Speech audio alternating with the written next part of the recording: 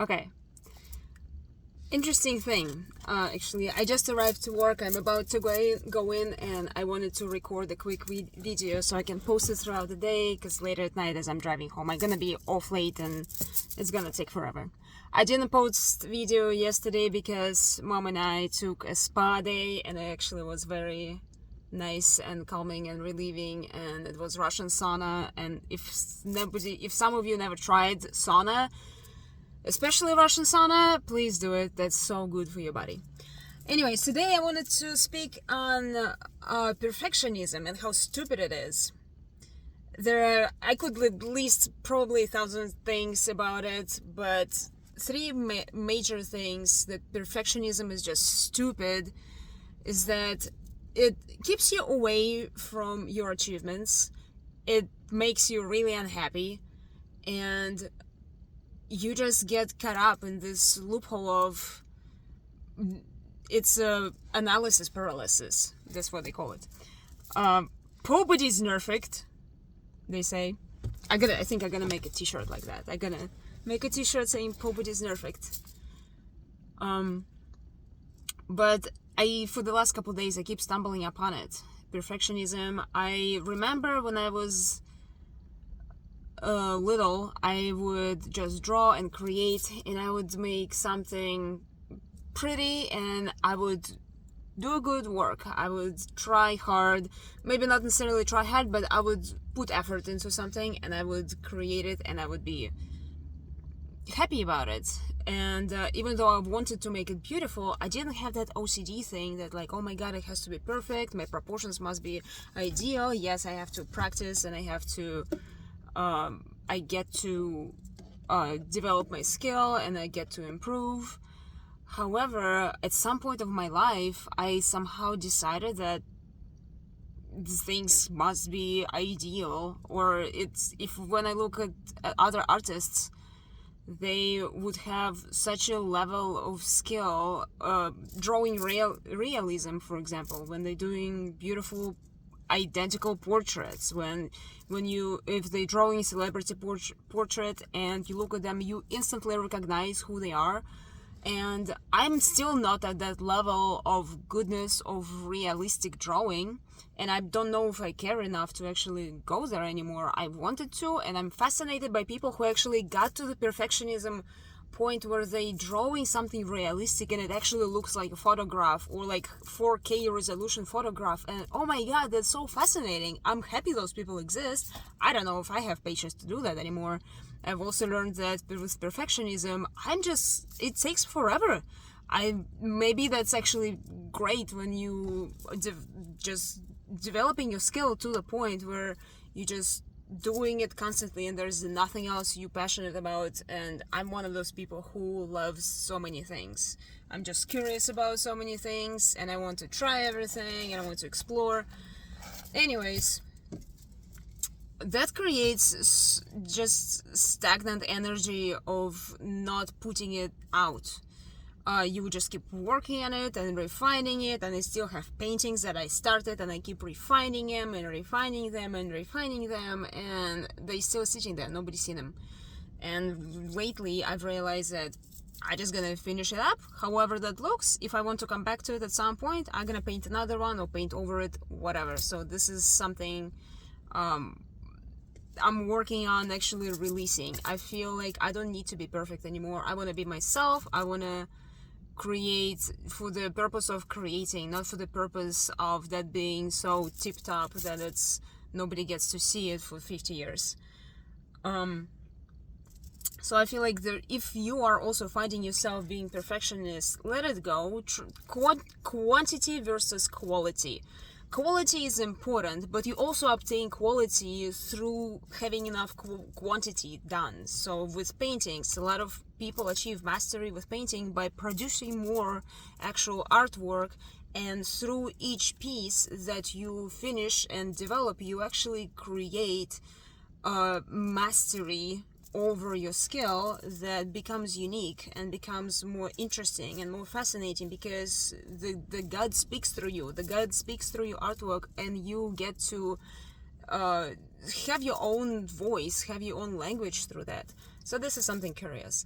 Now I'm also realizing that perfectionism may be getting you very angry. So because you have this ideal image in your mind that's not solidified. You have the idea, you have the details to that idea, and maybe some of it's so refined and you're imagining it to be like, purple castle in the sky with the prince on a white horse or unicorn, and everything is so fine-tuned in your mind that for the real world is such a far out unrealistic idea that you have to cope with that. You have to, yes, that's possible to make it magical, but it also will probably require a lot more effort, and you have to evaluate, do you have enough skills, do you have enough sources to support that idea. For example, I work at Men's Warehouse at the moment. That's my 9 to 5, and as much as I'm tired of 9 to 5 run, I'm still learning a lot of things about human behavior in there.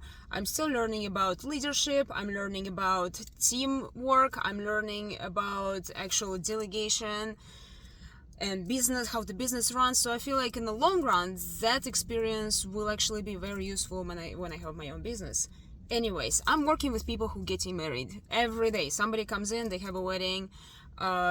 People also come for funerals. Anyways, we all know about bridezillas, right? We probably all been one at some point, because we have that perfect image for our wedding, and we come to a place, and sometimes people purchase suits for their husbands, sometimes they build custom suits, and sometimes they do the rentals. We are very good on our rental services. We can rent out suits for all the groomsmen, and we usually invite people who are newlyweds, and they have a specific vision for their wedding. Sometimes they come very traditional, black and white. Sometimes they come with a fun theme. Sometimes they have such a far out idea that I'm sorry, I don't know if I can help you out, but I really wish I could, because in this particular environment we don't serve that. For example, I have some really chill customers where future man and wife, they have a vision, they communicate, they put it together, they want both of themselves to be happy, and they also realize that things may not be exactly perfect, and it's a wedding, you celebrate, you may have a couple of drinks, we may have that ridiculous relatives that could start a fight, whatever. So some people know their families and what they're getting themselves into. But there are also some future families where we have a bride who wants to see everything ideally. So there is a scrapbook, there is every ribbon accounted for, there is every flower has to be in a specific shape, and there is every glittery spark supposed to have its own place. And that OCD approach to the vision that you have may be counterintuitive. It could be actually way more daunting and heavyweight on what you actually want out of your wedding, because in my understanding, wedding is a celebration of your union. You're happy with together, and you're not necessarily doing the wedding to feed the relatives. You're doing the wedding because you want to have celebration of you committing to one another, right?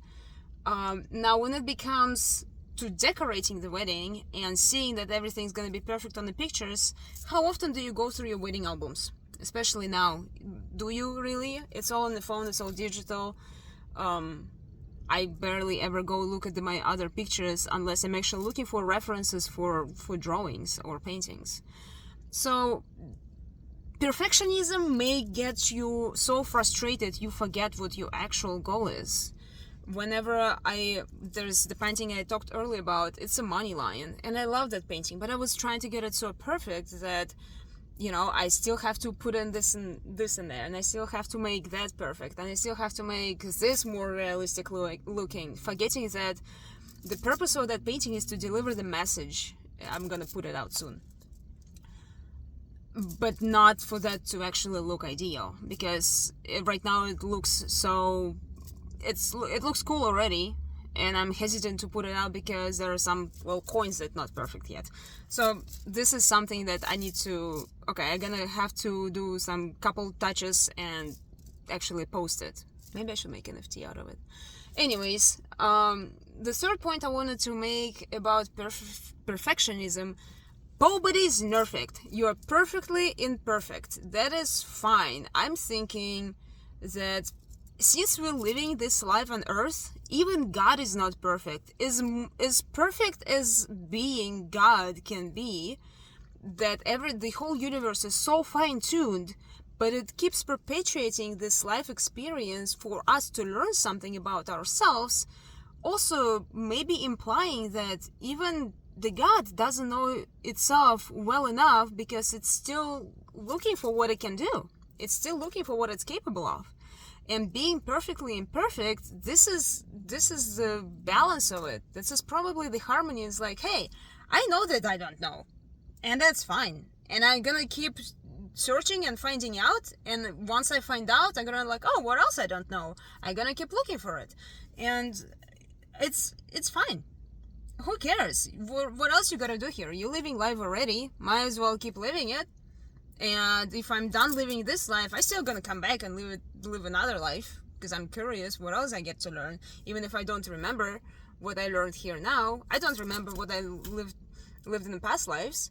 But that probably wasn't perfect either. I mean, there probably were some great past lives. There probably were some terrible past lives. And I actually done a few past life readings that my boyfriend introduced me to people who actually can read your Akashic records. And if anybody is curious, I will share it with you. That is very, very fascinating experience because you will find the resonance of you from the past and it will correlate to your current life experience. And you will find some key points that you can actually play with and fine-tune in this life. But it also doesn't mean that they have to be ideal.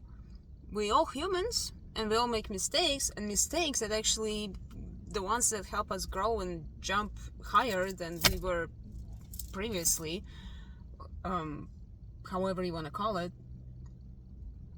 So I think I'm about to go to work. I just wanted to put it out there. So remember, you are perfectly imperfect. Nobody's perfect. You get to experiment with what you want to do, and that's okay. Quantity versus quality. I'm learning it myself, but if you also were stuck in some perfectionism thing, get out. Okay, another thing. I'm gonna put it out there right after this video. I was drawing a portrait of Nicolas Cage. And I was like, okay, I gotta make another portrait, but I was going to do it for the content, not because I actually really like Nicolas Cage. Somebody said something, oh, maybe draw Nicolas Cage. I was like, okay, I'll try. Don't like it. I don't like it, and I'm looking at him as I'm drawing this portrait. I'm like, okay, that looks kind of decent. He actually kind of looks similar to Nicolas Cage, but it's still kind of like a couple lines people probably not gonna recognize. And then he starts looking like that guy from, what's his name? The actor from the Third Rock from the Sun. And, okay, I was like, maybe I have to change his hair. Maybe I have to change his eyeball. One eyeball looking bigger than the other. And then I'm realizing he looks like Pennywise. And I'm like, Jesus Christ, okay, how far is it gonna get? And I'm probably never gonna get that portrait perfect. And then I'm thinking, it's Nicolas Cage. He's already the meme. Nicolas Cage has been a meme for a long time now, so there's another picture of Nicolas Cage being a meme. So I'm gonna put it out there. You tell me what you think. I think it's hilarious. And God bless. I love you. Have a wonderful day.